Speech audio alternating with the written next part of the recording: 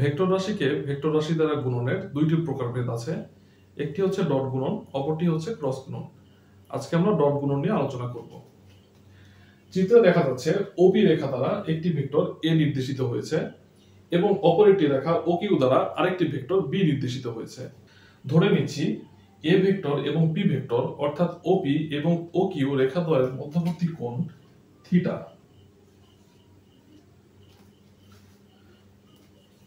দুটি ভেক্টর রাশির ডট গুণন নির্ণয় করতে হলে রাশি দুটির চিহ্নের মাঝে একটি ডট চিহ্ন দেওয়া হয় এবং এবি কস থিটা এই সূত্রের সাহায্যে দুটি ভেক্টর রাশির ডট গুণন নির্ণয় করা যায়। ডট গুণন নির্ণয়ের অপর একটি সূত্র রয়েছে যা লেখা হয় এভাবে: ax bx plus ay by plus az bz। যখন দুইটি ভেক্টর রাশির মধ্যবর্তী কোণ জানা থাকবে তখন এবি কস থিটা এই সূত্রের সাহায্যে আমরা দুইটি ভেক্টর রাশির ডট গুণন নির্ণয় করতে পারি। যদি ভেক্টর রাশি দ্বয়ের মধ্যবর্তী কোণের মান জানা না থাকে এবং ভেক্টর রাশি দ্বয় ax ay az এবং bx by bz এইভাবে ত্রিমাত্রিক আয়তাকার স্থানাঙ্ক ব্যবস্থায় প্রকাশিত থাকে, অর্থাৎ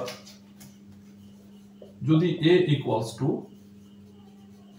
ax I cap plus ay j cap plus az k cap এবং b equals to bx I cap plus by j cap plus bz k cap এইভাবে প্রকাশিত থাকে, তবে ax অর্থাৎ a ভেক্টরটির x অক্ষের উপাংশ, y অক্ষের উপাংশ এবং z অক্ষের উপাংশ এর সাথে যথাক্রমে b ভেক্টরের x অক্ষের উপাংশ, y অক্ষের উপাংশ এবং z অক্ষের উপাংশের সাধারণ গুণ করে যোগ করে দিলে আমরা দুটি রাশির ডট গুণন পেয়ে যাব।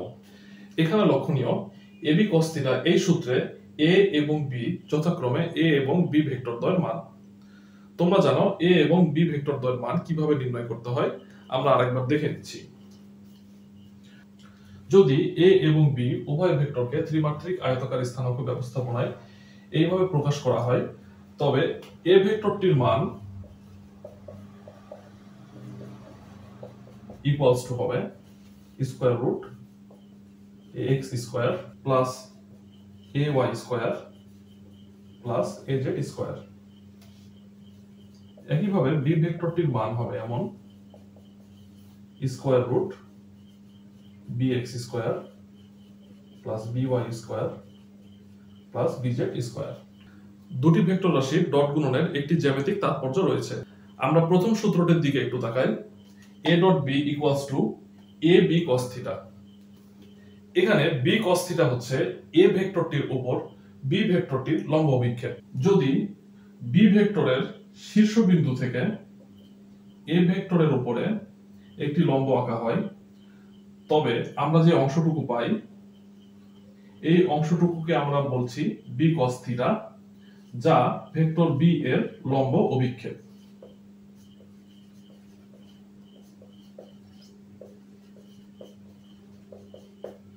ঠিক একইভাবে আমরা লিখতে পারি ba cos θ, যেখানে a cos θ b ভেক্টরটির উপর a ভেক্টরটির লম্ব অভিক্ষেপ। এবার আমরা দেখব ভেক্টর দ্বয়ের মধ্যবর্তী কোণ থিটা এর পরিবর্তনের সাথে সাথে ডট গুণফলের কি পরিবর্তন হয়। যদি থিটা ইকুয়ালস টু 0 ডিগ্রি হয়, তবে a ডট b হবে ab cos 0 ডিগ্রি। আমরা জানি cos 0 এর মান 1, সুতরাং ফলাফল হবে ab। চিত্রের সাহায্যে আমরা একটু বোঝার চেষ্টা করি।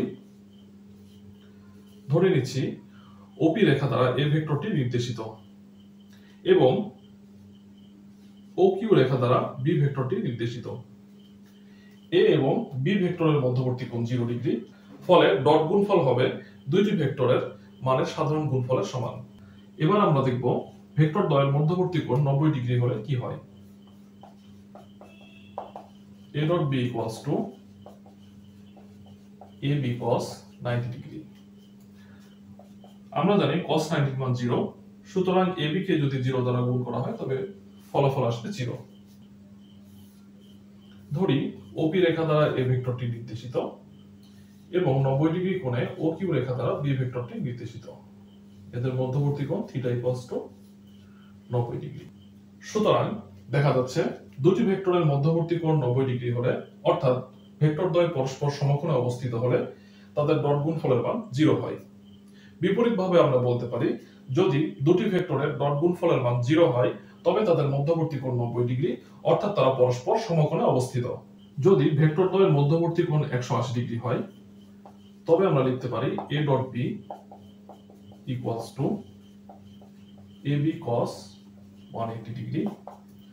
cos 180 ডিগ্রির মান -1, সুতরাং আমরা লিখতে পারি -ab।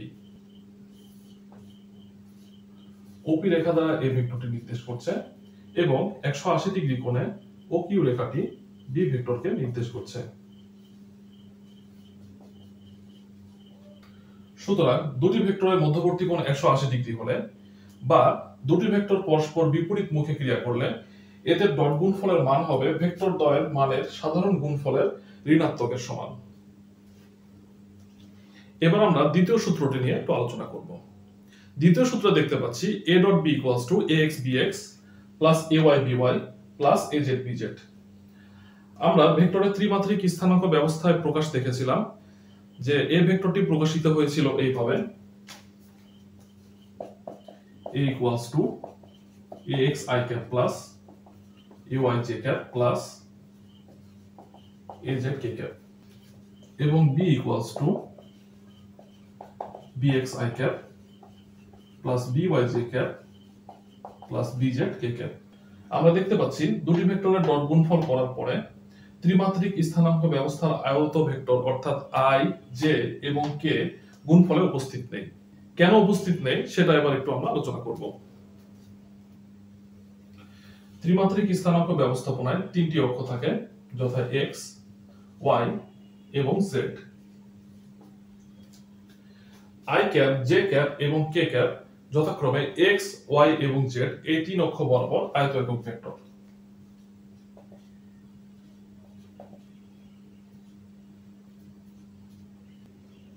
এবার আমরা আলোচনা করব i ক্যাপ, j ক্যাপ এবং k ক্যাপ এই তিনটি আয়ত একক ভেক্টরের মধ্যে ডট গুণন নিয়ে।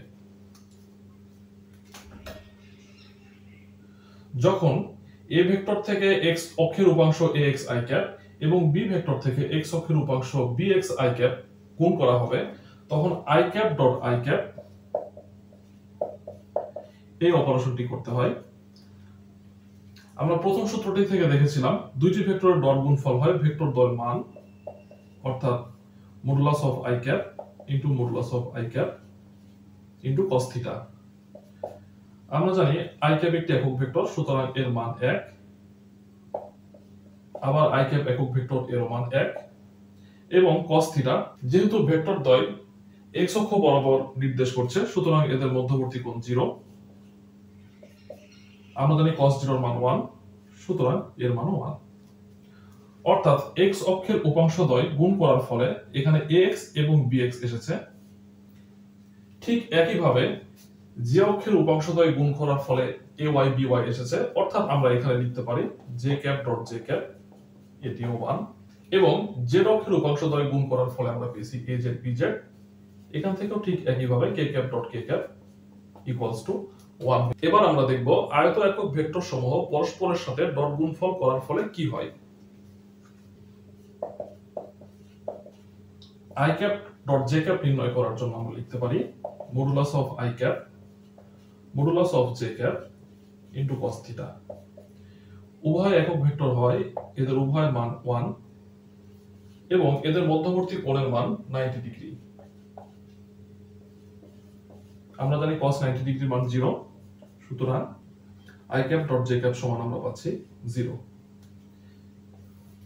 একইভাবে j cap dot k cap equals to 0 এবং k cap dot i cap equals to 0, কারণ i cap এবং j cap এর মধ্যবর্তী কোণ যেমন 90 ডিগ্রি, j cap এবং k cap এর মধ্যবর্তী কোণও তেমন 90 ডিগ্রি।